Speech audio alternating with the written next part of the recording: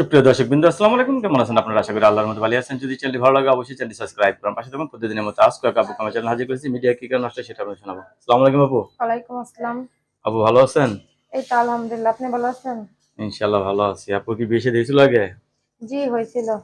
স্বামী নিয়ে থাকেন না থাকেন না? না ভাই, স্বামী নেশাপানি করে মারধর করে, ওরকম মানুষের সংসার করা যায়? স্বামী নিশাবানি করে মারধর করে? জি। ডিভোর্স হয়েছে? হ্যাঁ, ডিভোর্স হয়েছে 1-1.5 বছর হয়ে যায়। ছেলে যে বয়সের হোক এখন বিয়ে করবেন? আমার কথা, ছেলের যদি 80 বছর আমার কোনো সমস্যা নাই, শুধু কথা হচ্ছে আমার কষ্টটা যদি সে বুঝে, আমাকে যদি সে মায়না গ্রহণ করে নেয়, বিয়ে শাদী করে, ভালোবাসে, আমিও তাকে বিয়ে শাদী করবো, সমস্যা কি? কি কাজ করেন আপনি? আমি জামা কাপড়ের কাজ করি। আহ, সেলাই কাজ? জি। সেলাই মেশিন আছে?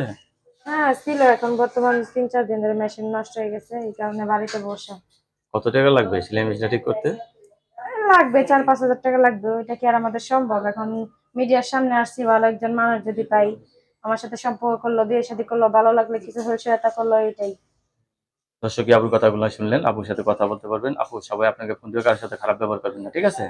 না সমস্যা না, আমি কেন খারাপ ব্যবহার করবো? আমাকে যদি তারা ভালোভাবে কথা বলে, আমি অবশ্যই ভালোভাবে বলবো।